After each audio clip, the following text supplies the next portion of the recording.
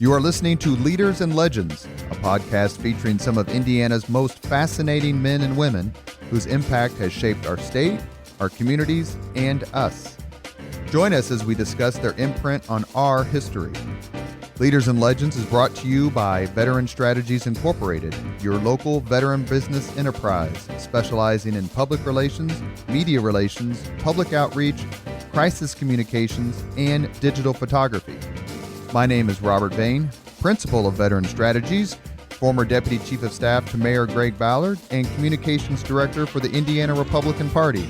I'm honored to be your host for our discussion. You are listening to Leaders and Legends, a podcast presented by Veteran Strategies. Today we have someone who has captured the hearts of Van Halen fans across the world, and he's not a member of the band yet. Professor Greg Renoff, he wrote a book, which if you are a fan of music in the 70s, let alone Van Halen, I strongly suggest you purchase. It is called Van Halen Rising, How a Southern California Party Band Saved Heavy Metal.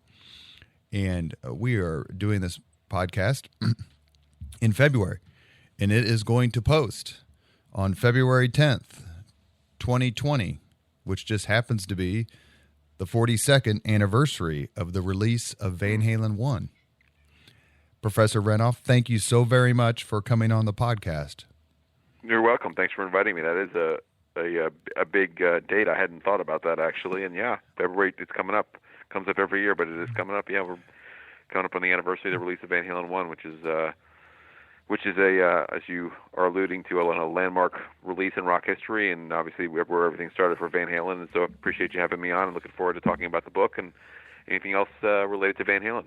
Well, thank you very much. We should mention that Dr. Renoff has a PhD in history, which, of course, is, for anyone who's listened to the Leaders and Legends podcast, means he's one of my favorite people already, although the black mark is he is a Jets fan, and that's my condolences. It's been a lot of years of misery, so yes, it's been a lot more fun being a Van Halen fan than it has being a Jets fan, most of the time. Well, on my podcast, as we were discussing via email, I want to try to interview more authors and try to do things that, even though it's an Indianapolis or an Indiana-based podcast, that we're talking about kind of bigger issues and more fun issues, keeping a local flavor, but talking to people like you. And when I mentioned that I was chatting you, someone says, well, what's the connection to Indiana? And I said, well, first off, David Lee Roth was born in Bloomington. Mm-hmm. And I said, secondly, a great friend of mine, an East Side legend named Casey Branham, is actually a business partner of Valerie Bertinelli through what's called Carla's Pasta. And so, we stretch and spin as much as possible here on the podcast. So for anyone who's listening who wonder what's the connection is to Indiana, there you go.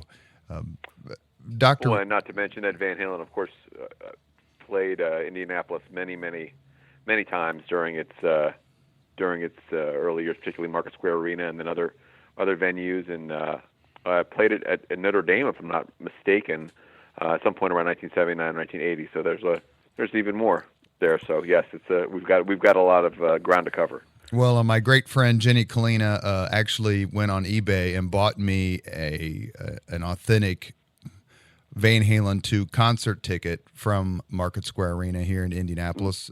It's been destroyed, but it's famous for the fact that Elvis's last concert was there. Right, that's right. And then of course they played in Evansville as well in 1984. So yeah, there's a lot of Van Halen to talk about when it comes to Indiana. Well, and I'm lucky enough that she's very good friends with one of Eddie Van Halen's close friends, and she got it autographed and a piece of paper autographed for me from him, and so we're practically that's really cool. We're practically BFF. Yeah, there you go. So you wrote this book called Van Halen Rising, and my rock history knowledge is I'd give it a B or B minus depending on the band. But is it fair to say that Van Halen's career before they hit it big is the stuff of legends in rock music, especially California rock scene? Well, yeah, I mean, I think what I would say to that is that one of my big motivations when I started to research what became this book was that I realized that the band had this long prehistory that was quite quite wild. And there are certain bands who don't spend a long time without a record deal gigging, or didn't spend a lot of time, and there were other bands who were out there for quite a while. I mean, the East Coast example, many people who listen to this may have seen the Twisted Sister documentary, which was on Netflix and Amazon a couple of years ago. I think it's still on, and it's really quite excellent. But Twisted Sister was a band that was on from Long Island, and actually had a similar type of history, where they played clubs and bars and discos and theaters eventually without a record deal for a long time. And Van Halen was a group that got started really kind of in earnest in 1973 when David Lee Roth joins. But their brothers, the Van Halen brothers, had their own band, which was called Mammoth and Genesis at different times in their history, and they were a trio, three guys that eventually Roth joined. And so when I looked at the early days of Van Halen in my book Van Halen Rising, I was able to go back really to the 1960s to try to track their very, very early days of the brothers becoming musicians and David Lee Roth taking up an interest in becoming a singer. But by 1970, the Van Halen brothers, who are teenagers, really 15, 16 years old, are playing youth dances. They're playing backyard mixers, and eventually the band gets bigger and bigger, and they end up playing much bigger backyards with lots more people, and eventually nightclubs and so on. So yeah, I think it was one of, when I really started to research it and really got into the process enough where I could kind of lay out the band's history and see their path from total anonymity in Pasadena up through their record deal. There was a lot of chapters and episodes and a lot of events that I thought were quite remarkable that had not really been discussed at all in any detail in any other book or any other look at the band documentary, whatever it was. And so, yeah, I was excited, and I think it is sort of a legendary story of perseverance and all the other pieces of that puzzle, which we can talk about how those guys joined with David Lee Roth and were able to get a record deal despite the odds being against them getting one. In California, it's fair to say in the early mid, late 70s, I guess covers the whole decade, was is it fair to call it the epicenter of American rock with the Eagles? Yeah, I and mean, Fleetwood it certainly Mac? was. Yeah, and it certainly was kind of the epicenter. I mean, I guess you could make a case for New York, but really it was the place in the country for the music industry for sure. And so you have this huge city in Los Angeles with literally hundreds of nightclubs to play across the city. There are everything from obviously stadiums to basketball arenas, big acts would play, to which basically hole in the wall places where bands could play. And so there was quite a big thriving music scene in Los Angeles of unsigned bands. Bands that wouldn't have record deals but would play 5 sets a night in a club for people to sit around, dance and drink beer, watch bands, to even many concert halls that have kind of been long been forgotten. One was called the Golden West Ballroom. It's actually now an evangelical church. It's in Norwalk, California. It was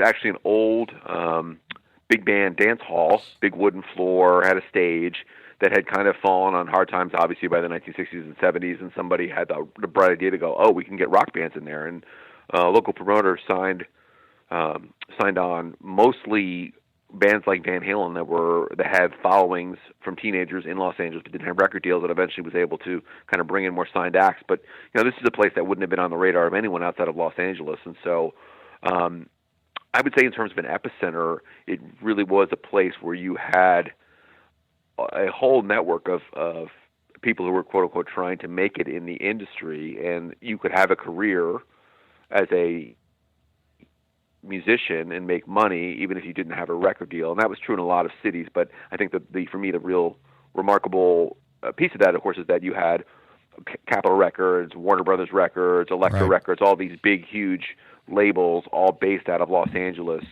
and so you had their presence kind of overseeing everything in the city in a way that, if you were a musician in Chicago, you probably wouldn't have had the same access to so many labels being reasonably right down the street from where you would be playing in Hollywood. What were some of the other acts that came out of California that time period? A lot of them, I think, wasn't Randy Rhoads active there, and maybe Rat, Motley Crue? Sure, yeah. I'm trying to think. So those bands, the wave of bands that really came out of Los Angeles in the late to early '80s were the ones who were really actually all inspired by Van Halen, which is a whole nother, I think, really interesting piece of the story there, which is that so a band like Quiet Riot was around when Van Halen didn't have a record deal, and then right around the time they get signed, that was with a guitarist, Randy Rhoads, who went on to great success with Ozzy Osbourne before being tragically killed in a plane crash. But there were a lot of other bands like that. Anyone who was a fan of MTV hard rock would remember bands like Dokken, bands like Rat, as you mentioned. These groups would have been groups that would have just been starting or getting together as Van Halen already had a record deal. So 79, 78, 80, these groups would have been in one formulation or another, kind of putting together their groups, and oftentimes struggled to get a record deal because the interesting thing was that in 1979, 1980, really, it wasn't a great local scene for hard rock in Los Angeles. New wave and quote unquote punk music would have been much more popular in Los Angeles. And that really even started before as I mentioned, Van Halen Rising, even before Van Halen got their deal, or around the time they got their deal in 1977, punk and new wave had arrived in Los Angeles from the UK, and the Whiskey, which had recently reopened, was hosting groups like Blondie, Devo, the Ramones, other acts like Tom Petty as well, who would have been more mainstream rock. But there really was this sort of the center line of the music that came through Los Angeles and played clubs like the Starwood Club and the Whiskey, which would have been places that really catered mostly to professional acts. That bands that acts that had record deals would have been punk and new wave groups, and so a group like Van Halen, as I really tried to emphasize in the book, was definitely out of step with that because they're sort of guitar-driven hard rock with the powerful lead singer and the guitar hero. More than not, in the eyes of most people in the industry, would have been seen as something that had been peaked much earlier. Peaked in 1974, 73. Deep Purple, Black Sabbath, these types of groups had kind of peaked, and it was now kind of time for these other more, unique new groups with this new sound. Was definitely seen to be like the Jam, and these other groups out of the UK seemed like to be the Sex Pistols wave of the future for the music scene, much more than a band like Van Halen, which seemed to have their foot in the past more than in the future. And when Roth and Michael Anthony joined the Van Halen brothers, how much did that change the band? Despite, and we can talk about this in a little bit, but the friction that seems to existed from day one between Roth and his guitar player. I've read many times where Eddie Van Halen gave Roth credit for his eclectic taste in music. When I went to go see him, not the last time here in Indianapolis, but the time before. So for a different kind of Truth tour, not the live album tour. Their opening act was Kool and the Gang. Everybody loved them. Everybody in the audience was having fun and, dancing as best we can do. And Roth really did like all sorts of music, and he brought that to the band. Is that a fair comment? Yeah, I definitely think that. Yes, I totally agree, and I think the thing that's most interesting is that the Van Halen brothers really were enamored by guitar-driven hard rock. They started with really early on. Before that, they started with surf music and the Monkees, and sort of when they were really, really young. But by the time they got to the late '60s and they'd sort of become real students of their instruments, they were much more interested in bands like Cream, Mountain, Grand Funk, Black Sabbath, eventually Deep Purple. Those were the groups, the kind of the classic, what at the time would have been called heavy metal groups. We call them hard rock, but heavy metal groups were what the brothers liked playing, and they really were masters of that style of music. When Roth joined Van Halen in 1973, he had come out of a really different musical tradition. He grew up listening to, everything from sort of vaudeville, from what I understand, to old black R&B records. He loved James Brown. He loved funk music from his experience of going to high school in a heavily integrated high school, which is called John Muir High School. It's still there in Pasadena. It was that was a school that was more heavily black and minority, and Roth got bussed in there during the time of forced busing. And so as this Jewish kid from the other side of the tracks, he got sent to the school where he had a much richer ethnic mix in terms of his fellow students than the Van Halen brothers. And so, Roth was going to be walking around talking to people who were probably more likely to be watching Soul Train than listening to the local hard rock radio station in L.A. So, when Roth joined Van Halen, he brought that much more eclectic musical taste to the band and tried to get those guys to do things like James Brown, Cold Sweat, which actually, from what I understand, they did. They would start to do these different types of songs, in part because what Roth pushed them to do was to start playing in nightclubs. So the brothers had been making a pretty good living before Roth joined, playing parties, backyard parties. They didn't really play nightclubs. And so what that would entail was, for people who don't quite follow, what that would entail would be that someone would say to the Van Halen brothers, hey, we want to hire your band. We'll pay you $200 or $100, let's say, to play in our backyard. And the brothers would say, great. And the people would, these would be teenagers. Their parents would be, let's say, in Europe. They would put up flyers around town or hand out flyers in high school to say, $2, free beer, all the beer you could drink in Van Halen. They would buy 5 kegs, and they would make a killing. They'd pay Van Halen. They would get drunk, and they would have a great time.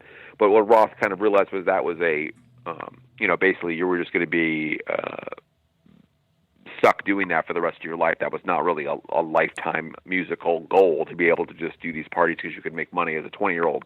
So Roth started to push them to want to go play nightclubs. Now, by playing nightclubs at the time, the typical requirement was to play 5 45-minute sets a night. So the band would play for 45 minutes, take a 15-minute break, go back and play for 45 minutes. And so as a result, you had to know quite a few songs, and you couldn't play Dazed and Confused by Led Zeppelin. You couldn't play like 20-minute long jam songs. You had to play top 40. You had to play top 40, and so that was part of what Roth was able to do, was to kind of, I think, use his experience with Motown, and get them to think about doing Wilson Pickett songs, and get them to do stuff maybe that the brothers didn't necessarily love, like the Kinks, which would have been probably too straightforward of rock for the brothers, and to have them join that into their repertoire to the point where they were supposedly knew as many as 300 songs, 200 to 300 songs for sure. By the time the band really became a really going by 75, where they were really playing a lot of these types of clubs. Some of them were biker bars, some of them would have been nicer types of establishments, but that was the requirement. And in doing that, the strategy of most bands would be to try to slip in an original song or two during the course of the night. So you're playing a Bad Company song, and you're playing a Kool and the Gang song, or you're playing you're playing a Casey and the Sunshine Band song, and then you hoping to slip in a Van Halen song that nobody knows, but that you can play for 2 or 3 minutes, and people will be like, I don't recognize that song, and they may not know it's not a hit song, but they just are sort of caught up in the moment, and you just let them keep dancing, and then you move on to another song that they would know. And so that was the thing that Roth brought to the table, to get those guys focused more on pop music, because that was what you needed to do to be able to play in nightclubs, to be honest with you. Even in biker bars, you had to play hit songs. You had to play you had to play Bad Company. You had to play Led Zeppelin. You had to play Aerosmith. You had to play stuff that people would know. You couldn't just sort of play your own originals, or you couldn't play, as I said, you mentioned these songs that would stretch out for long periods of time, because people wanted to dance and drink. That was kind of the thing to do in the 70s. And I had read before we move on, that these backyard parties they turned into like rallies. Like they had 1,000 people there, or hundreds of people showing up, and they eventually got shut down by the police or whatever. But they weren't just like a backyard barbecue with 50 to 75, 100 people. They became these monstrous, almost cultish, legendary events that people still talked about after they made it big. You can still find people and that's interesting you bring that up, because you can still find Pasadena locals on Facebook who will talk about these parties. They were legendary. There were some, of course, that were smaller. And even after Van Halen had gotten kind of a bigger following in '74 or something like that, sometimes a party would never really get going. It wouldn't be publicized right, and there wouldn't be that many people would show up, or the police would come early and break it up. But there were some that, for different circumstances, the backyards were extremely big. The people throwing the parties, as one of the families had told me, or the brothers and sisters had told me about the party they threw, is that they just went bananas with the flyers. The more flyers that was really how it worked, was that the more flyers you printed, potentially the more people you would come, and they went to like multiple. So instead of just giving out flyers in Pasadena, they went to other towns and gave out flyers in parking lots of other high schools, and they ended up with 1,000 people in the backyard. And the truth of the matter was, these were probably parties that in our day and age could never happen. I mean, it would never happen. It was a time of, where teen drinking was sort of winked at in some sort of ways. There was much more of I think a tolerance by a lot of law enforcement for this type of stuff, where they would just sort of break these parties up and not necessarily arrest people. But what happened in Pasadena was that as Van Halen developed more of a name in and around Pasadena and the San Gabriel Valley, again, they don't have a record deal, the parties got bigger and bigger, because people sort of go, oh, Van Halen parties are great. Van Halen parties are fun. And the band was good, and the sense was that the parties were going to be good. And so eventually the police really started to crack down on these. And actually what happened in 1974 was that there was a party in a suburban part of Pasadena, like a development basically, that the Temple City Sheriff's Department, I talk about this in the book, showed up in riot gear with the shields and the helmets and the batons out, and actually tear gassed the kids, clear them out of the backyard. Can you tear gas kids who are so high that they don't know the difference? No, they don't know. I tell you, from what I understand, the police came in with quite a bit of force. Today, it would be just a complete outrage.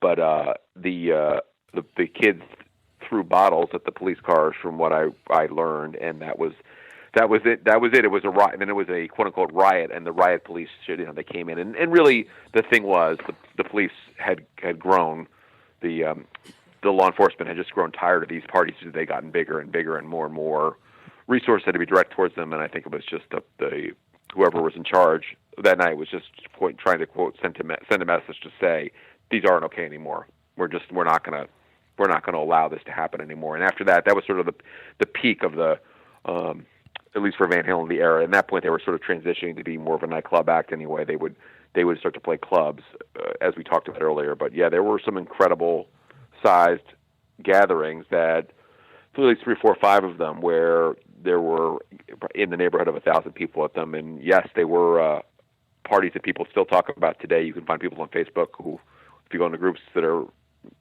connected to Pasadena on Facebook, and bring them up, and there will be people who will talk about them. It's just, they were remarkable events, probably, in part driven by the aftermath of Woodstock and these types of festivals, where it was sort of seen as the thing to do, and that was the way you could enjoy live music, and it sort of took on a life of its own. Let's pause for a second so that everyone who grew up in the 70s can reminisce in their own way and smile. You are listening to Leaders and Legends, a podcast presented by Veteran Strategies, a local veteran public relations enterprise, and sponsored by Girl Scouts of Central Indiana, Garmon Construction, the Crown Plaza Hotel, Grand Hall and Conference Center at Historic Union Station, the McGinley's Golden Ace Inn, and McAllister Machinery, your friendly neighborhood Caterpillar dealer. Our guest is Greg Renoff, Ph.D., who wrote a book called Van Halen Rising, How a Southern California Backyard Party Band Saved Heavy Metal. And look for it. It's on all the usual spots online. Goodreads is a good place to take a look at what he's written, because Professor Renoff has some quotes that's on that website that I think will entice you to buy the book. If you're a fan of Van Halen, if you're a fan of music, of Americana in the 70s, then please pick up this book. One of the things that seems to be a common thread of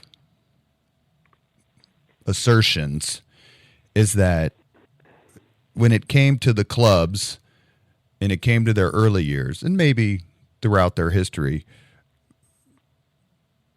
David Lee Roth was the show, but Eddie Van Halen stole the show. Is that a fair way to put it? Yeah, I mean, I think what's really interesting is that they were, in some ways, so different in the way they approached the stage. Eddie Van Halen, still to this day, even after having played in front of millions of people, is still I would even call him a bit reclusive in terms of a person. He's not a person who's going to want to go out and go to the Grammys. He's not a person who's going to want to show up for interviews on TV. He's not a person who enjoys sort of the celebrity side of being a rock star, or even I think would probably enjoy being called a rock star. I think he'd probably prefer to be called a musician. And so you had this a virtuoso guitar player who was, to anyone who really watched him play, they could really see, even before his style sort of took on full bloom, by the time the band got a record deal, that was a remarkable talent. And then you had someone like David Lee Roth, who was clearly born or had developed a personality in terms of his upbringing that made him absolutely adore being on the spotlight. And so they were on and off stage, in terms of their approach to the media, interacting with fans, all these different things, very, very different. And yet when they got on stage, they were both able to kind of marry their talents. Roth was hired by the Van Halen brothers in 1973, in part because Eddie Van Halen had been the lead singer of the group. That's right. Of the group the Van Halens had for more than a couple of years, and was not a particularly good singer. He could sort of get his way through the songs, but the other reality was he was not a magnetic frontman. He was not somebody who was going to be able to get up there and draw eyes to the stage by his ability to grab the attention of the audience. He didn't have great stage presence, and so they got Roth in part because he could draw that attention. And even if they thought, the brothers, even at the time, thought he wasn't the greatest singer in the world, they thought they needed someone like Roth to be able to make the band work better. And that's how Roth ended up getting the gig. But yes, there were and there were friends of the Van Halens, right? Who told, forgive me, but there were friends of the Van Halen brothers who said, like, "What are you doing? Why are you hiring this guy?" And what I've read is Eddie kind of stuck up for him and said, "Look, give him a chance. He's a good guy, and we need someone like this."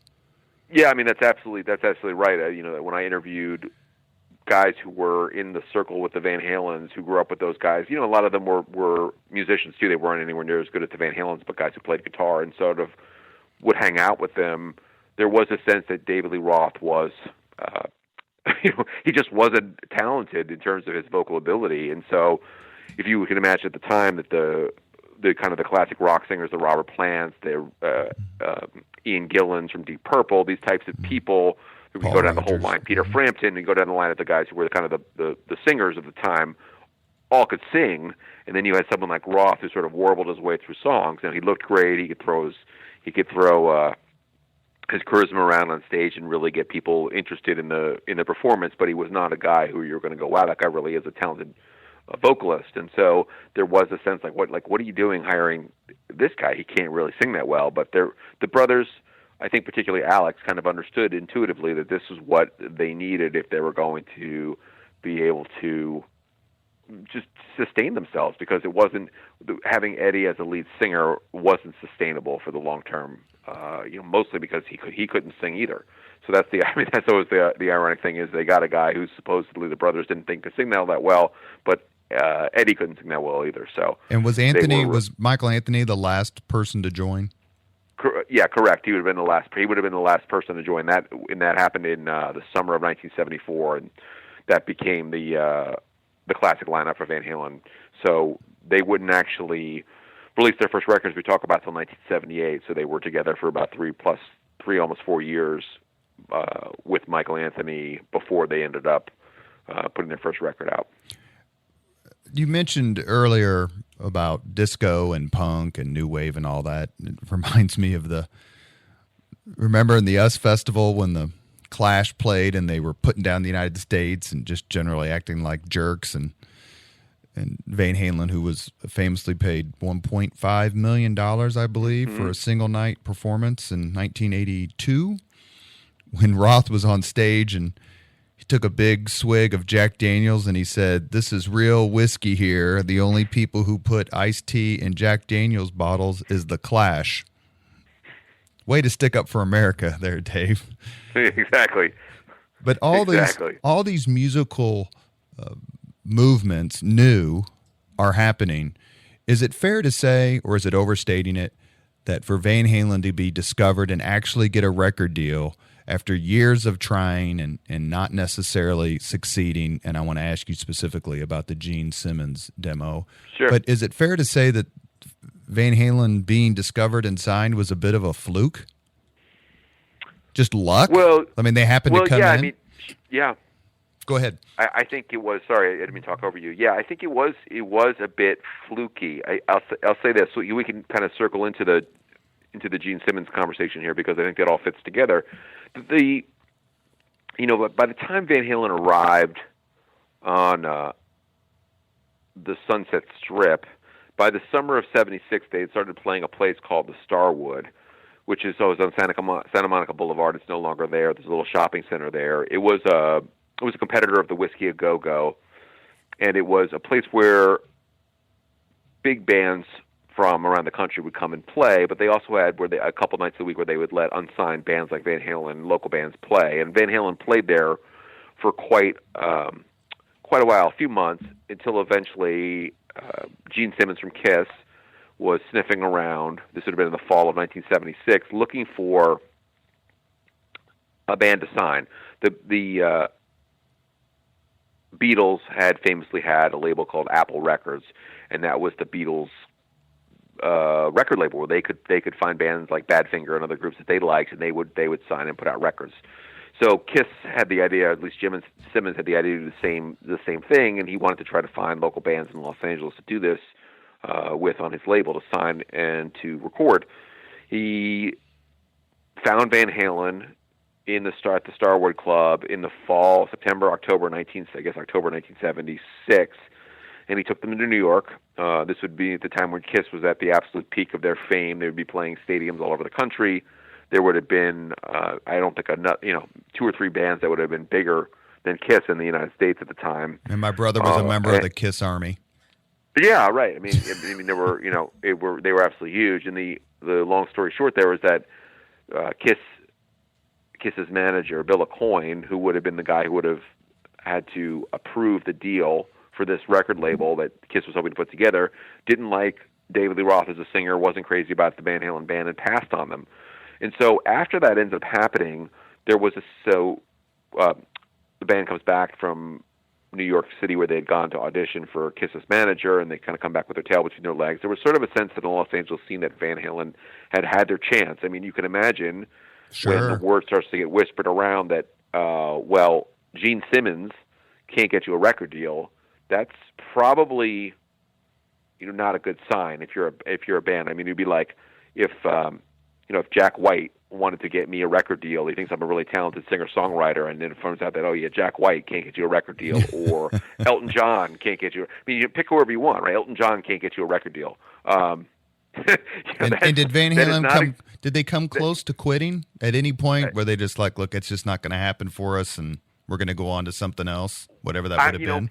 From what I interviewed the guy one of their David Lee Roth's friends who picked them up at the airport, and they were pretty. I mean, the brothers particularly were pretty despondent, as you can imagine. I mean, it's like, congratulations, you've got the tickets to Disneyland, and you get there, and suddenly you realize it's not going to happen. You're not going to be able to ride the roller coaster, and in fact, it's not what you expected at all. And that's kind of what happened to those guys. They had this, I'm sure, thinking that it's going to happen because Gene said it's going to happen, and then it didn't happen. Yeah.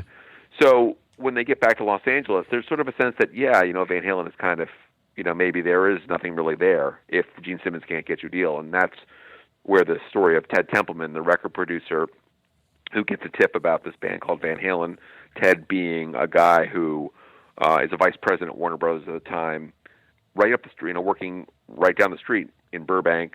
He's Hollywood all the time, recording at Sunset Sound, but has never heard of Van Halen. He gets this tip, and he agrees to go to the Starwood nightclub to see Van Halen play, and ends up signing them.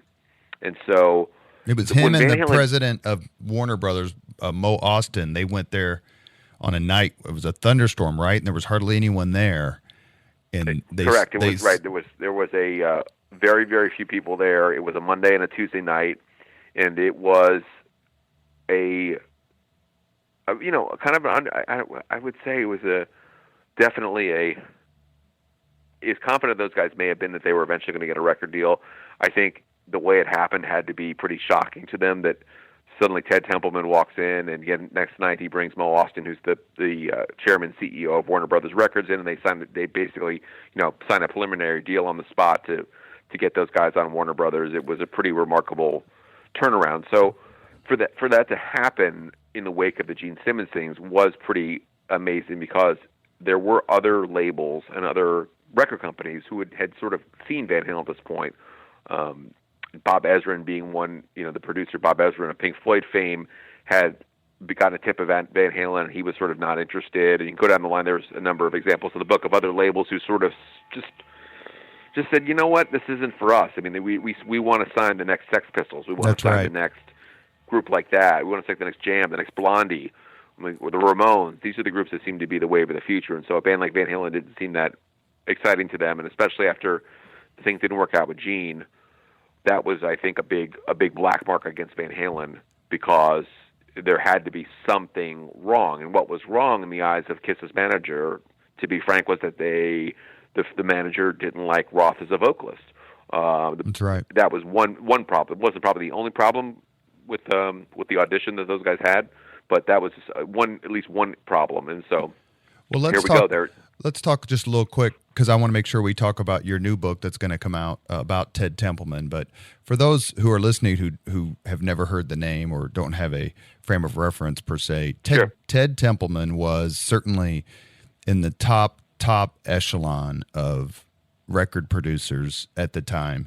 He had worked with Carly Simon, the Doobie Brothers, Montrose, Van Morrison. So when Ted Templeman says this band's really good and we need to sign them, that's just as powerful within the industry, would you say, than if Gene Simmons says this band's really good, we should sign them? I'd say yes and no. I mean, I think the thing was that the fact that Ted in 1977 had a track record with the Doobie Brothers, with Little Feat, with all these other groups he had success with, that allowed him to get the deal done pretty quickly at Warner Brothers, because you could say, okay, Ted has proven he knows how to find new. If he discovered the Doobie Brothers, he had that point the track record to say he knows how to cultivate talent, how to get groups together and get their records sounding good and get those bands on the charts. On the other hand, you have to consider it in the context of what that band was expected to sell. There was a band that you mentioned called Montrose, which had come out in 1974. It was a record that had Ronnie Montrose on guitar and Sammy Hagar on lead vocals, and there was a classic hard rock quartet, great sounding songs, really, really good record, and it didn't sell a lick, really. It didn't go gold until something like a decade later after it was released. And what I mean, it never really charted that high. It never had its hit single. So it was one of those records, as someone said to me, like pretty much anyone who was a rock fan in the 70s owned, but it never really became a hit. Mm-hmm. And so when Van Halen was signed, Ted will tell you that there were a lot of people inside of Warner Brothers were like, well, this is nice, maybe they'll sell a couple 100,000 records, or maybe we can, maybe do a little better than Montrose. But there was never any sort of sense that it was almost like, this is a group Ted likes, he's earned the right to take a shot with these guys, but the odds of this band becoming big are about zilch. This is, we need more. We need the next Linda Ronstadt. We need to sign. We need the next, we need the next disco queen to sign. These are the types of things that people at the time would have been thinking that this is where we want to go with our resources. But Ted liked the group. And so the fact that Ted liked them allowed them to get a record deal and allowed the record, when it came out, to, I think, have credibility. But I think if you talk to Ted, he would tell you that there weren't a tremendous number of people inside the halls of Warner Brothers who were going, "Oh yeah, this is a slam dunk. We're gonna sell 1 million records, and we're gonna sell 2 million records." The whole, to put a fine point on it, the whole punchline, which is by December, Van Halen has sold 2 million copies of their first record, was pretty mind-boggling to people inside of Warner Brothers, and it was actually a huge credit to Ted's abilities, but also, of course, the talent of Van Halen. But just to sort of have Ted be able to pick those guys out, a band that seems to be swimming against the tides of what's popular, and for Ted to be able to get that in a place where the band can have 4 singles come out, tour the world, tour Black Sabbath to Japan, England, Europe, all over the United States, and end up with a double platinum record. It was a pretty big accomplishment for Ted and for Van Halen. I ran across this quote from a guy named Mike Kelly, who you may have probably encountered that name in your research. He was a guy who was described as a frequenter of the Sunset Strip era. So I'll read this quote, and you tell me whether you agree with it or disagree. "I can tell you that the buzz they generated, which eventually landed them their record deal, was attributable solely and completely to the virtuoso guitar talents of Eddie Van Halen. He inspired awe and excitement in everyone who saw him. Superstar was written all over Eddie."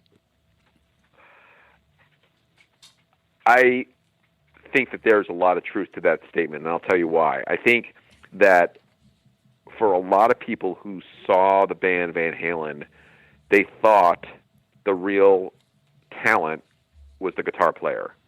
And that doesn't mean that Roth wasn't a good frontman, but getting back to what we talked about in terms of the vocal ability. And this was a time period where, as I've already mentioned, there were so many classic male singers. Paul Rodgers would be another one who really comes to mind. Or even groups like Foreigner or Boston. Think about these groups who were going to start to break. That there was a certain expectation of a ability to sing and really sing, and so like John Anderson. John Anderson of Yes had this beautiful voice. So it didn't mean you couldn't have a successful group with maybe a singer who wasn't the greatest vocalist in the world. I mean, Ozzy Osbourne maybe would be maybe one example of that live. He wasn't particularly great singer, but the people who would have seen Van Halen would have certainly seen how talented the kid guitar player was, and the songs were good as well. For people who would have been watching that group, I mean, I think there would have been a sense that this guy Roth has a magnetic stage presence, and girls come to see him, and he's funny on stage, and he's good with people, and that was really what Roth was. He was very good with crowds and with people, but really the musical talent, would have been Eddie Van Halen. So I do agree with that for sure. That would have been something that people would have been like, wow. If you were going to say something like, what made you walk away going, wow, that was really cool, it would have been the guitar playing for sure. Is one of the things, there's a great, all people who love Van Halen have seen the 3 videos that were shot in the Oakland Coliseum, the Fair Warning tour, where they play. So this is Love. I know, because I want to get to Unchained. So this is Love. You hear about it later, and Unchained. Yep. There's a great little snippet of video in that concert where Van Halen's playing, and the women in the audience are rocking out harder than the men. You see them, their head, and they're laughing, and they're, this one scene where these one concert goer, she thrusts her fist in the air like, yes, they're playing this song, or yes, this is my band. Yeah. I got the sense through some of the things that I read that Zeppelin and Sabbath and some of those groups were more geared toward men. But what Van Halen did was brought the women and says, you can rock just as hard as the men, and we want you here because the more beautiful women we can get to these shows, the more men will get to the shows. Well, I'll tell you for sure, you will hear from anybody who saw Van Halen in the backyards, was that Roth definitely increased their female fandom. There's no question about it. Just because he had the ability to engage with them. He was, as someone said to me, I interviewed the book, he was great with people. I mean, just in general, but particularly he had a certain sex appeal that women really went for, which, if you're thinking about what the Van Halens were before Roth, it was three long-haired guys. This would have been, they went with bassist Mark Stone, who was their bassist before Michael Anthony, and these guys wore jeans and flannel shirts and sneakers. There was no show. People say, what was the show like? It was just a musicianship. And so while there were plenty of, if you talk to some women who grew up in that era, who would have been, graduate high school in 71, 72, 73, they'll tell you they loved going to see them. But when Roth came, it was a different sort of, the demographics started to shift more heavily towards women. And because so that was definitely. Sabbath is, I do like Black Sabbath. They're a little bit before my time. I graduated in 86, but I have older brothers and a sister who, listen to that sort of music on endless 8-track loop. But, they were kind of gloomy and, dark. And, we've all seen the movie Spinal Tap. And here comes Van Halen, who's like, smile. Even Jimmy Page later on in the 80s had an interview and he's asked about Van Halen. He says, I can't play like that and I can't smile like that. Right. And so they did seem like they brought, and I want to ask this as part of your title of your book, is they seem like they brought the smile back, the happy, the party back to rock and roll in the late 70s. Yeah, I think this goes back to the conversations we can have about Ted Templeman, is that Ted Templeman talked to me quite a bit about when I read the Van Halen Rising book and this new book that's going to come out, which is going to be his authorized biography, which will be out in a couple months. Talked about how what he had in mind with Montrose was he wanted a heavy metal band. He wanted to produce a heavy metal band with a bit of sense of humor. And what he meant by that was that if you think about the groups in the 70s, there was a lot of, Alice Cooper, Deep Purple, Black Sabbath. They were sort of, they would write about topics that were more, a little bit more bleak, nuclear war, how school sucks, the Alice Cooper and all these other things that were not really light in terms of their view of life. And he thought that he did think that with Montrose, that the stuff that Sammy Hagar was singing about had kind of an upbeat attitude, and even though that didn't really work, and what Ted was trying to say was he wanted more of a pop. I don't think he would have called it that at the time. I know he wouldn't have, but he more like a pop metal, but with more of a lighthearted look at subject matter, more fun. Sort of like carefree approach to life rather than going, oh, we're all going to die from a nuclear bomb. So why not just be depressed? So when Van Halen came along and came into Ted's radar, he had the same type of thing. He thought, you have this guy David Lee Roth who has this great sense of humor, this ebullient personality, and these guys all are nice guys and are not they're not your classic quote unquote heavy metal musicians in that sort of way. They had a great sense of humor and they really know how to have fun. So that's for sure. And you said about the smiles. That was the thing, right? These other bands who toured with Van Halen, there wasn't a lot of smiling when Black Sabbath performed, but the Van Halen band was, as you said, a different take on life, much more very California.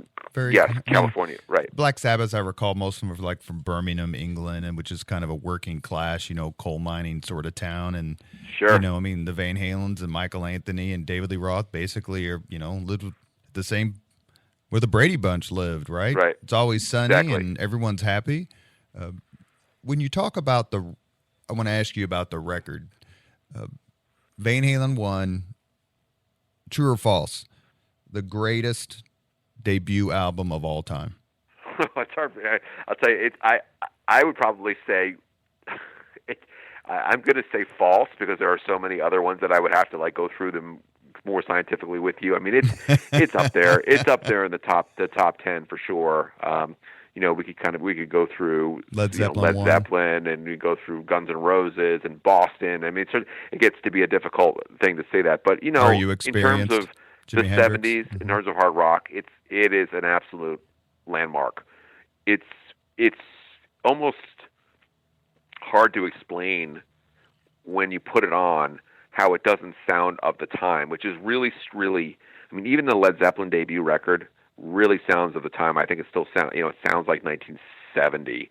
The Guns N' Roses record, maybe less so. It doesn't sound as 80s as some of the other, it's kind of hard to place it, and it's more like the Van Halen record. I think the Boston record definitely sounds like the 70s, but when I put the Van Halen record on, I don't think it sounds like 1977. And so there's sort of a timeless character to it, and it's an absolute classic from front to back. And that's in some ways the ultimate cliche to say that, but really, it's so strong. Every single song, from beginning to end, it is something that really will be, I'm sure, listened to one degree or another 100 years from now. It's one of those records that's going to transcend the century for sure. And it's one that just, to me, you can go back to over and over again and just kind of hear, at least I can hear, all the hard work those guys put in to get that good and that tight together from all those years of playing. This wasn't a group that was just thrown together, a month before they went on, got a record deal. They had years and years of playing together, and that really comes through on the grooves of that record. I watched an interview with Ted Templeton on YouTube where one of the things, and it may have been where you were with him at the launch party. You guys were probably, together.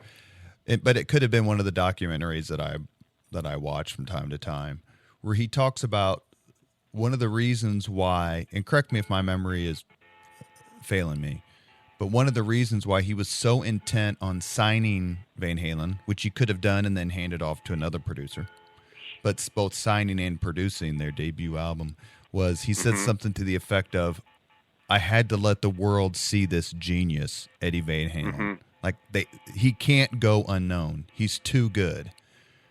How much did that sort of attitude and that drive put Ted in the position, because, we're friends, so I call him Ted, put Mr. Templeton in the position to produce it?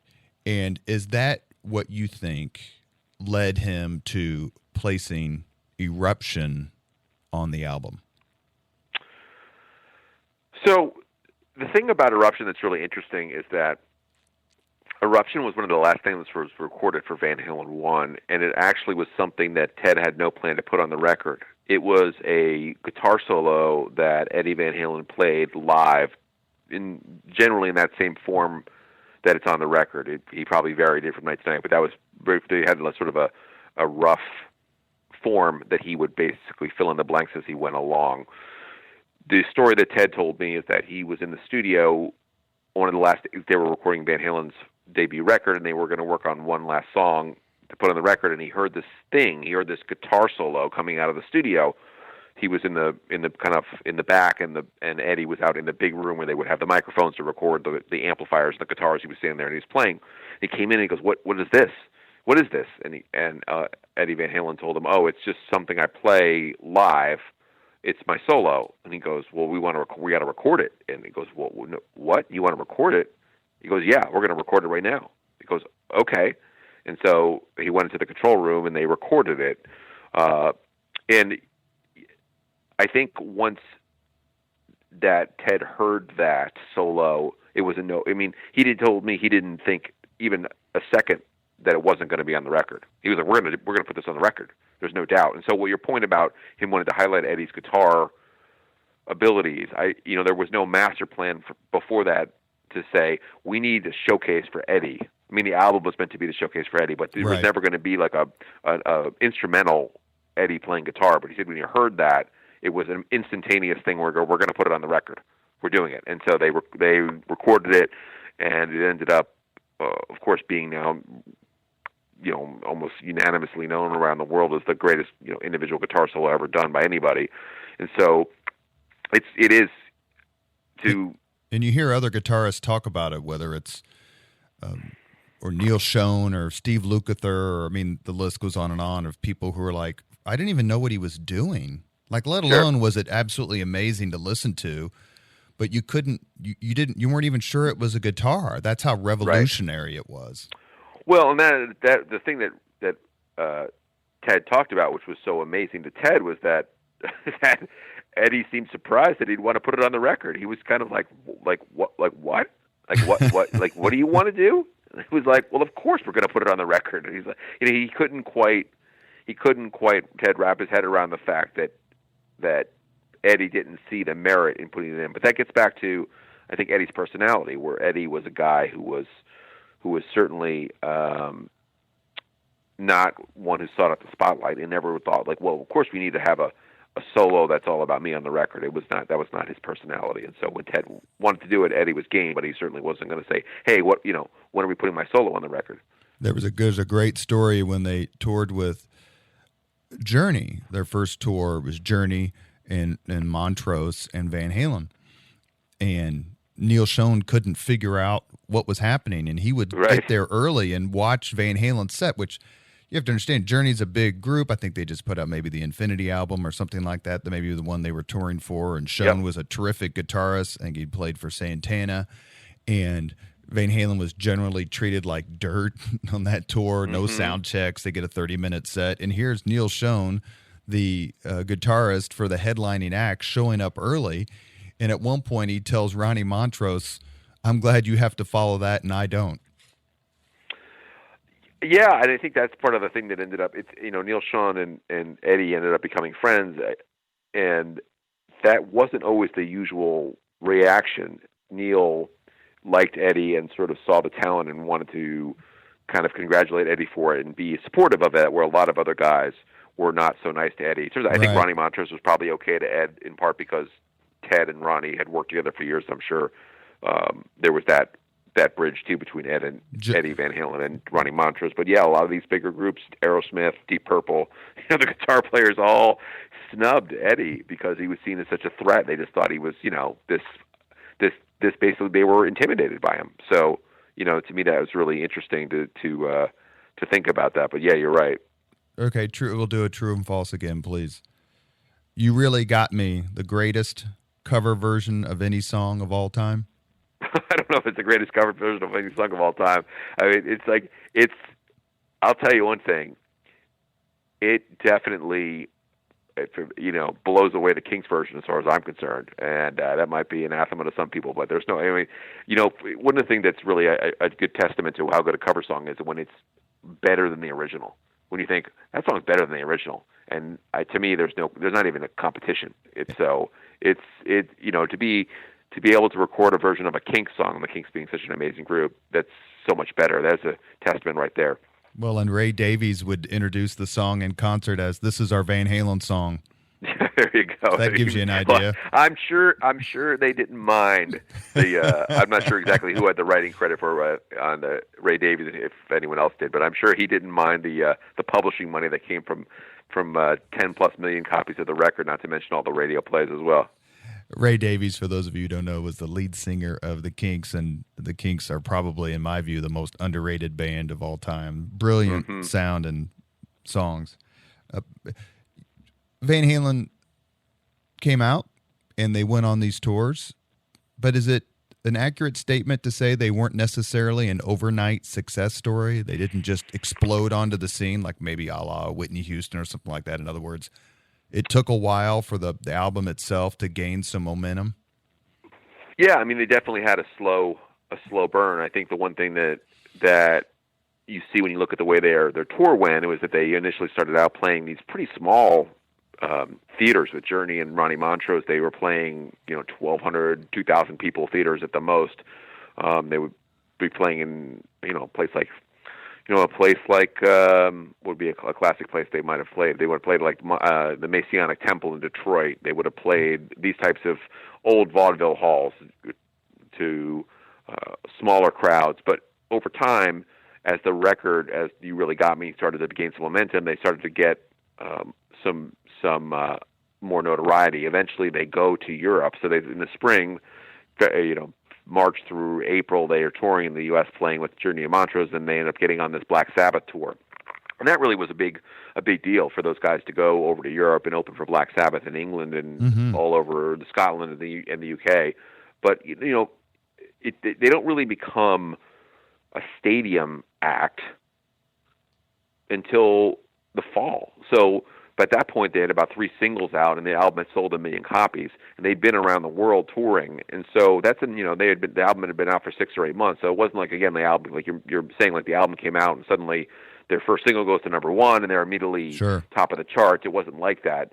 But at that point, they were upstaging groups like Black Sabbath in Boston and other people when they were playing Anaheim Stadium and Oakland Coliseum and these other places where they were maybe third down or second down on the bill.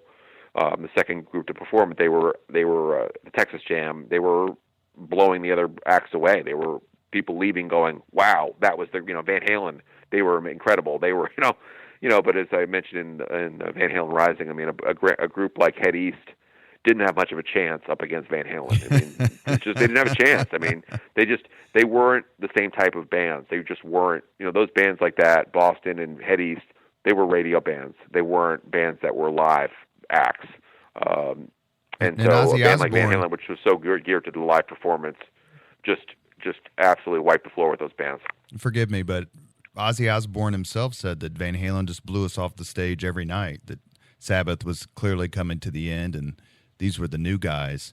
Now, his guitarist, Tony Iommi, said that wasn't true, but a lot of folks who have written about that particular tour said that the energy that these young guys brought to the stage was just unparalleled. Yeah, I think if you talk to most people who saw that tour, who are around, there are people, you see them on Facebook and Twitter, they'll talk to you about it. I mean, most people will either say like Sabbath held their own against Van Halen, or they'll say at best, that'd be the best case scenario that Sabbath held their own. There's very few people I very rarely encounter people who be like, Sabbath destroyed Van Halen, or there was no competition. It was an even, people walked away feeling pretty even about it, or it was like, wow, this group just absolutely exceeded all my expectations. I never saw an opening act like this before, and I had people tell me that they'd never seen an opening act like that before. But the truth of the matter was, they were on the same label, or Warner Brothers, and so I don't know exactly what the politics of how that worked on the tour, but I suspect that the people who were managing the tour from Warner Brothers Records pushed the Sabbath people to give Van Halen more leeway. They played longer. They did things. They let the Van Halen Van Halen do things like light Alex's drumsticks got lit on fire and these types of things. That when he did his drum solo in Tiki Torch fluid, there were things that allowed them to put on the show, if that makes sense. That to be honest with you, that Van Halen would never allowed when they had opening acts later. They never allowed, never allowed. So I think that was part of what Van Halen had going for them, was that they had the big label of Warner Brothers behind them, saying, okay, you know what, it's time to pass the torch.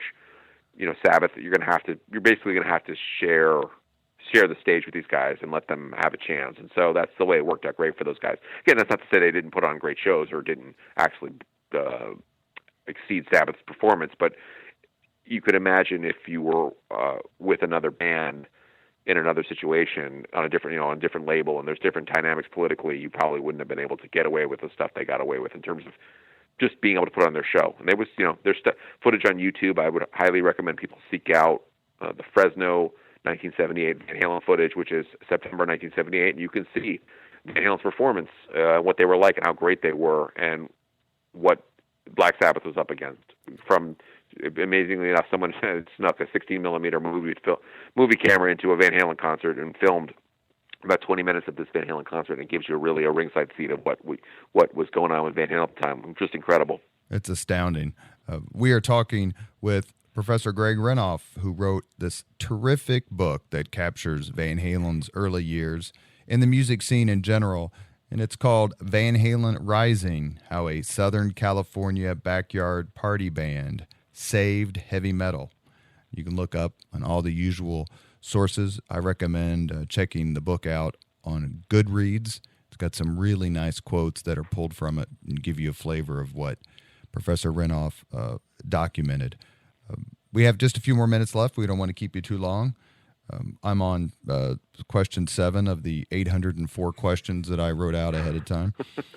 Is there, in your opinion, a more underrated rhythm section than Michael Anthony and Alex Van Halen? It's hard to think of one. It really is hard to think of one. I mean, again, that's part of the challenges of being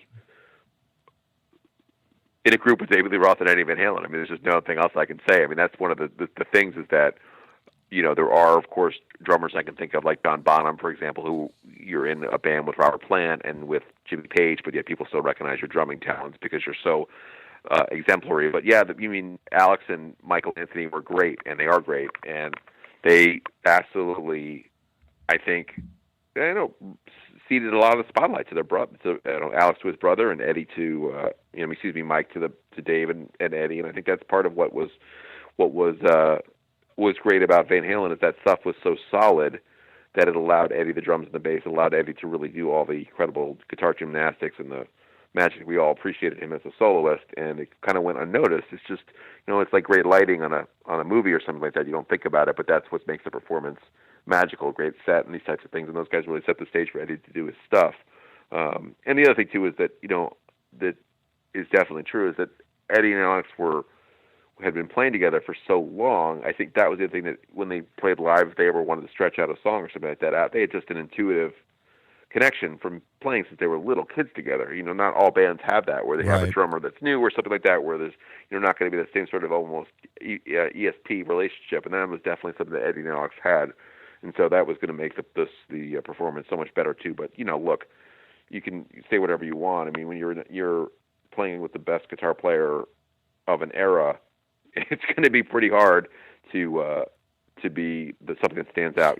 And Alex seems like he's handled the superstardom of his younger little brother pretty darn well, all things considered. I mean, he doesn't come off as bitter in the very few interviews that he's done, and he goes on and on about how, as is well known to anyone who's a Van Halen fan, that Eddie started playing drums, Alex started playing guitar. When Eddie was out with the paper route to pay for the drums, Alex would play them. Alex could play Wipeout, Eddie couldn't, so they switched instruments. Right. And Alex seems to have handled the whole, I'm really, really, really good at what I do, and my peers respect me, but my little brother completely changed an entire instrument and how it sounded and how it's constructed and how it's played. And I think that's a testament to him. Yeah, and I think the other thing that plays out here is that like his brother, neither of those guys really liked the media that much. I mean, I think that's the thing too. That's like I feel certain that Alex Van Halen could have done a lot more drum magazine interviews than he ever did, and he just doesn't. I don't think he. I think it worked out well from the standpoint that I don't think he was actually seeking it anyway. If that makes sense. He was perfectly happy to, I think, cede the spotlight to his brother in terms of as the musical virtuoso of the group. But I also think he could have done more if he wanted to, if that makes sense. I mean, it was like, I'm sure he was turning down interviews not infrequently because if you see how many drum magazine interviews he's done over the years, it hasn't been that many. I mean, it's just it's not. One every 2 or 3 years he does one. Where when you're in a group as big as Van Halen, obviously there are plenty of magazines that would have wanted to interview you more frequently. And everything I have ever read about Michael Anthony starts out with, he's the nicest guy in music. Like, everyone praises him from just being a guy who, is certainly very talented, probably fair to say underrated as a player, but certainly much praised as a singer. He has this gorgeous voice, which, quite frankly, people miss these days. It's pretty clear, even though I'm a huge Wolfgang Van Halen fan when it comes to chops. I mean, watching him play on some of their songs live, it's pretty ridiculous. But the internal dynamic of 4 people like that, was it early on that there started to be kind of fractures, or did it just something that developed over time?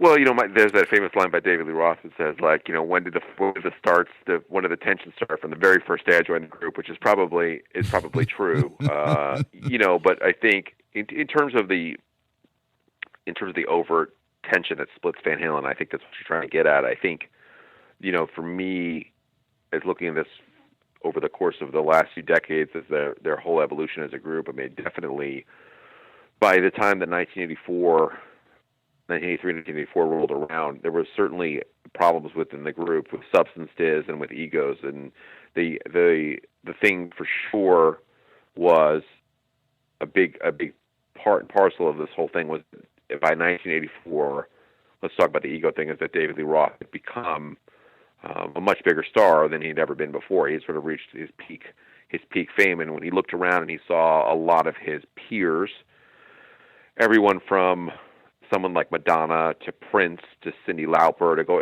down the line, these people who are all becoming interested in doing movies to one degree or another. We're talking about that, reading scripts. I mean, Tina Turner was doing movies. All these people were doing movies. That became a no-brainer for Dave to want to do that, and that was something that he tried to drag the brothers along into as a band venture, and that was just a non-starter for them for the most part. They were not interested in doing that. And the other reality was, I mean, I think Eddie Van Halen has been honest about that. I mean, certainly his substance abuse was certainly getting worse at the time. I think he ended up going to rehab around 1986 or 87 for the first time. And so Alex, I think, also ends up, getting sober somewhat later in the 80s. But there was, right. There was definitely that situation too, where the brothers had a pretty significant their own struggles with that, which probably did not help interband relations, people getting along. And so when all that stuff kind of came together in the mix there, it just all ended up coming to a grinding halt around 1980, 85 or so, unfortunately. And, I think at the end of the day, it was sort of a standoff where who was going to blink first, and Roth refused to blink around this movie, and that was the end of that. That was the kind of thing that ended up killed the band. But of course, I think the other stuff that was all going on, as I've kind of alluded to, probably was the personalities and the drug addictions and the alcohol stuff was all going to make it more difficult for those conversations to happen in a way that weren't going to be destructive to the band. And yeah, it's unfortunate. Fair to say that MTV was both a blessing and a curse to the band, particularly Roth? Well, yeah, I mean, I think the thing is that even before, well, I shouldn't say before, but even before Jump, I mean, the Pretty Woman video became an important landmark for those guys in some sort of ways, because I think you had a guy who was working with the band, Pete Angelus, who had a film school experience and enjoyed and had the ability to help those guys make videos. The Pretty Woman video was sort of just the starting point of that sort of interest in trying to taking the visual side of Van Halen. And once they had the album 1984 blow up so big and they could make these videos, it certainly changed Roth's way of looking at himself as a entertainer, for sure. And it was, of course, the golden age of music video. But as I said, I mean, the thing that people have sort of forgotten is if you look at Rolling Stone magazine in 1985 and you read through, I mean, everyone was trying to make a movie. Everyone, John Cougar Mellencamp was trying to make a movie. You go down the line of all these different people. Pete Townsend made a movie. Everyone was making a movie. And so what Roth wanted to do was not so unusual, or sort of, Roth is crazy for wanting to make a movie. It was just something that the brothers had no interest in. I think in part because they probably saw it as Roth. It was a vehicle for Roth. I mean, let's face it. Eddie Van Halen's not Rick Springfield. He's not going to he's not going to make a movie. I mean, it's just not his thing, and so he's not going to want to star in a movie. And so clearly, the only person who would want to be the star in the movie would be Roth. And so that's the other thing that was going on there too, is that they didn't want to make this movie with Roth. They didn't want to do a movie project, and Roth just refused to step off that position. He just, he wouldn't. I don't. Who knows what would have happened? I mean, I could kind of imagine an alternate universe if Roth had said, "Okay, I'm not going to make my movie." Then maybe they could have made an album, gone on tour. I'm guessing that probably could have happened. I don't know for sure, but it seems like that's plausible at least. But it was, the solo record with the solo videos, and then on top of the movie, which all seemed to be, I'm sure from the perspective of the brothers, Roth is using us as a platform to extend his own fame. Where on the flip side of that, I'm pretty confident that Roth saw this as, I am giving you guys a break right now where we can regroup. I can spend the first few months of January doing my thing, and we can regroup and go on the road later in 1985, hopefully have a record out where it's just sort of it's giving you guys breathing room, and it's keeping the band's name out there. In other words, right, those guys didn't have to go out on the road in January like they had done all those other years because Dave was out doing his thing. But, it's all water under the bridge, and the truth of the matter is unfortunately the relationships were pretty corroded at that point, and it was going to be, no matter what happened, even if Dave came off his movie, it's kind of hard to imagine that it would have lasted much longer, maybe one more record, even if it could have done that. But they were, unfortunately, it just had really come to the end. And there was a famous kind of, which I've read about, policy where the members of Van Halen didn't want the other members of Van Halen doing things outside the band. Which Eddie cited in multiple interviews when Quincy Jones called him to play the guitar solo on the song Beat It for the Thriller album. He said in multiple interviews, well, I did it because I didn't think anyone would ever know that I played on this Black Kids record. Like, who's going to know? Yeah, right. Yeah, I mean, that's the thing. I mean, like, that's the whole...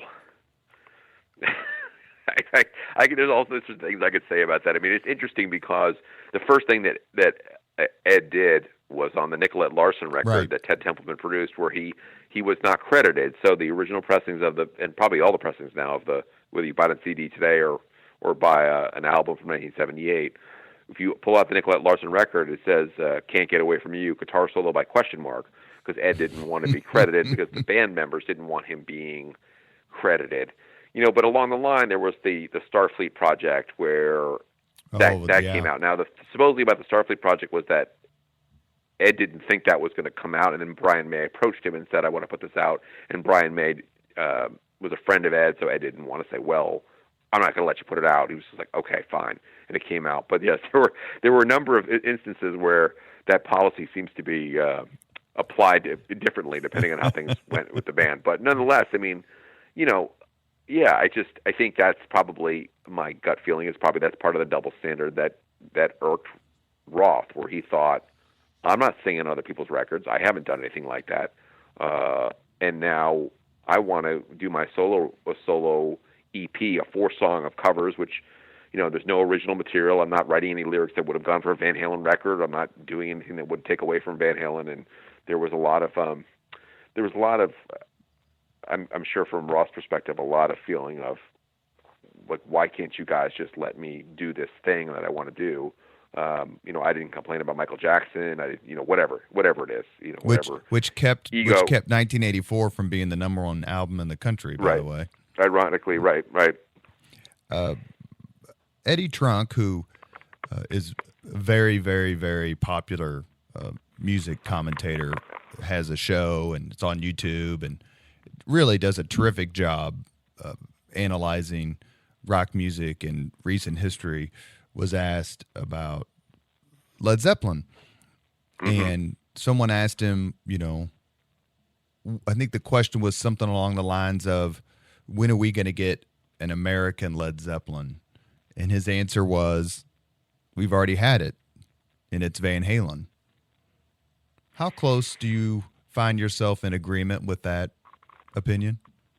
Well, it's the thing about Led Zeppelin is that other than the couple of reunions they did, whether it was Live Aid and they did the anniversary show, for Atlantic Records, whatever, and then they did the show with the one last reunion they did. They split up when the original band lost a member, and they split up. I know it's a different situation with Van Halen, but the thing is that Van Halen sort of they ran the gamut of all these different lineups and everything. I mean, I think for me, I look like groups at the Beatles and Led Zeppelin a little bit differently because there were the original core members. There was their peak period when they were together. They split, and then I don't know. It pains me as a Van Halen fan to say that, but I don't even mean something like an album that you can say, oh, well, I don't like X Van Halen record, or it was just it just wasn't.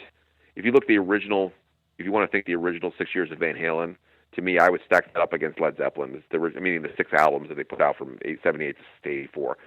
I would stack those records next to the Led Zeppelin catalog, or the Doors catalog, or the Beatles catalog to me. Or the early 70s, late 60s with the Stones. They have that great Sure. period. Sure, those albums are, in terms of their quality and how great the songs were and how good the musicianship was and how popular they were and the frenzy they caused in a live act. Sure, but for me, it's even like a group like Deep Purple, which has had all these permutations, has gone all this time. It sort of takes the wind out of the sails. I mean, I don't know. For me, as a fan, when you want to say, look, you can't just expect everything is going to be exactly the same with the group forever, but for whatever, the Beatles split up, Led Zeppelin split up.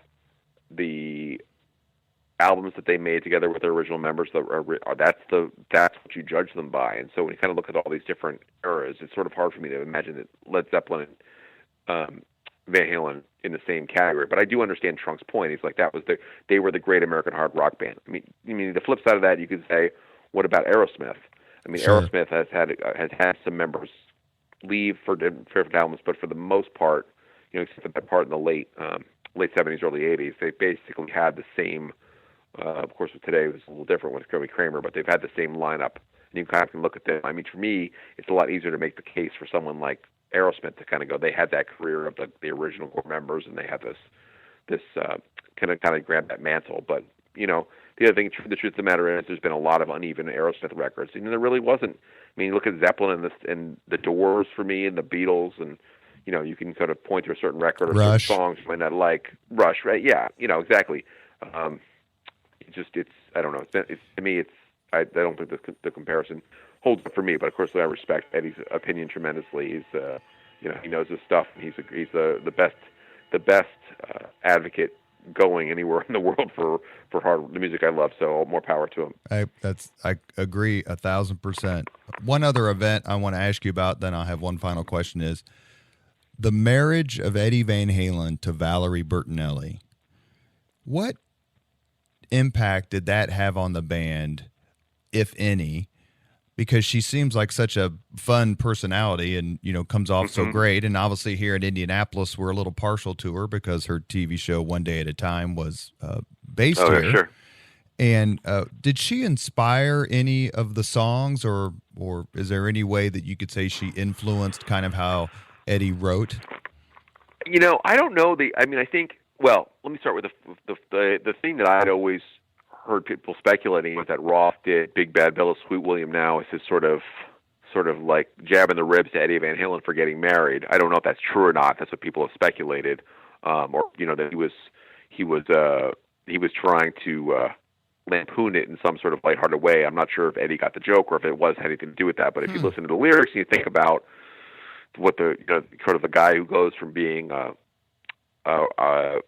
bachelor rock star to a more domesticated life, it's sort of interesting to think about that.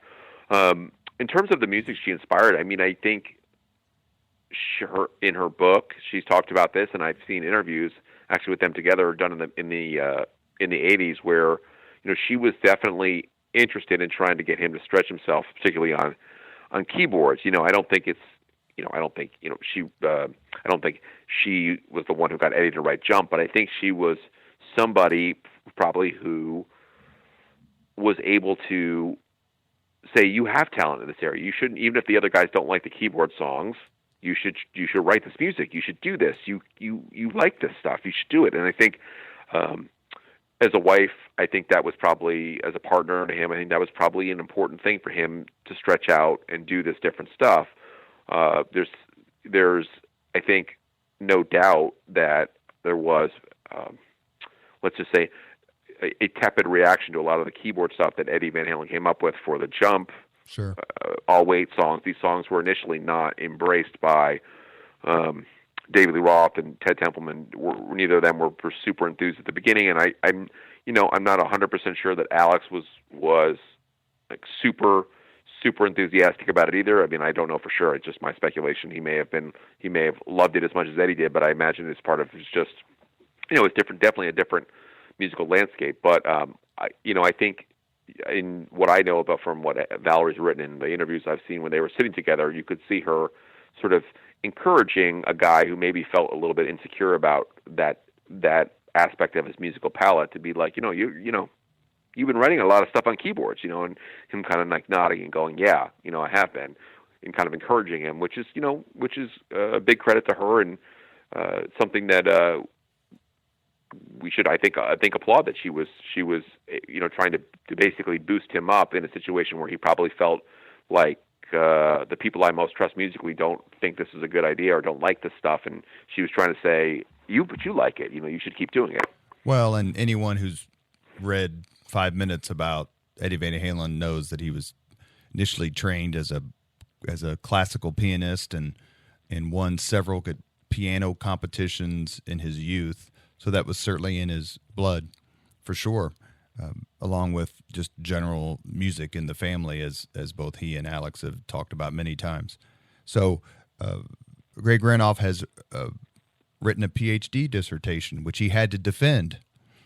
So I did have to defend it. It's true. I'm laughing. I'd forgotten I had to defend it. But yes, you're right. I did have to defend it. So take just a few seconds and defend this dissertation statement. How a Southern California backyard party band saved heavy metal. Oh, that's easy. When Van Halen got their record deal and Van Halen came on the scene, there were nobody in the industry was saying, oh yeah, a hard rock band from California with two Dutch brothers, a flamboyant lead singer who doesn't really sing all that well, is going to come out and sell 2 million records and be the big success story in rock for the whole year. Everyone would have said the Jam, the Blondie, the Ramones. These are the groups that are going to sell 2 million copies, and those groups didn't. And at the time when Van Halen broke through in 1978, it really was in the rock media among mock journalism, the sense that Van Halen was kind of a joke. If you read the early reviews, and even after Van Halen was selling, the reviews are pretty much mocking Van Halen as being dinosaurs and being a rehash. There's Rolling nothing new here. Rolling Stone said they'd be fat, indulgent, and out of work in a year. Right. That's the classic one. Like, these guys are going to be fat, disgusting, and out of whatever, rich in like 3 years. And like the guy said, basically, I was right about I'm right about the rich, but wrong about the fat and out of shape or something like that. But it's funny. But so when Van Halen did that, they sort of kept hard rock afloat and kept people interested in that type of music. And they're not the only, hard rock group going in 1979. But if you think about the American groups, particularly like Aerosmith, they're sort of done. And really, the new wave of British heavy metal is much more of a UK phenomenon. Def Leppard and these groups don't break in the States until later. And Van Halen was going during a time where the Cars were big. The Police, these other groups had a different musical approach. So for me, yeah, they came around at exactly the right time and really were so sensational with the guitar playing and the Ross vocals and the whole presentation live and how great the record was that really made people recognize that this genre, pop metal, hard rock, whatever you want to call it, commercial heavy metal, is valuable. And of course, what ends up happening by the early 80s is that everyone is imitating Van Halen who's in the hard rock scene, that type of coming out of LA. All these bands are imitating them, and it becomes a big boon for MTV, of course. But that's how I would defend it. A+. Okay, good. What a relief. I can't go through it again. That's the second and last time I'll defend a dissertation. You have been listening to Leaders and Legends, a podcast presented by Veteran Strategies, a local veteran public relations enterprise, and sponsored by Girl Scouts of Central Indiana, Garmon Construction, the Crown Plaza Hotel and Grand Hall and Conference Center at Historic Union Station, the McGinley's Golden Ace Inn, and McAllister Machinery, your friendly neighborhood Caterpillar dealer. We've been talking with Professor Greg Renoff, who wrote this fascinating book called Van Halen Rising, How a Southern California Backyard Party Band Saved Heavy Metal. If you're a fan of Van Halen, a fan of music, a fan of the time period, or all three, please pick up his book. You will not be able to put it down. It is both a tribute and a chronicling, and it's also a time warp. Professor Renoff, we cannot thank you enough for your time. I know you stayed a little extra with us, and we're very, very grateful. Thank you so much. No worries. Appreciated the time, and I enjoyed the conversation very much. Thank you, and good luck with your new book on Ted Templeman, and we would certainly love to have you back to talk about that if your schedule allows. I would be happy to come back on. Thanks so much, and enjoy your evening. Thank you, guys. Bye. Thank you very much for listening to Leaders and Legends, brought to you by Veteran Strategies Incorporated. If you want to contact us about this program or our menu of public relations services, please send us an email at robert@veteranstrategies.com. That's robert@veteranstrategies.com.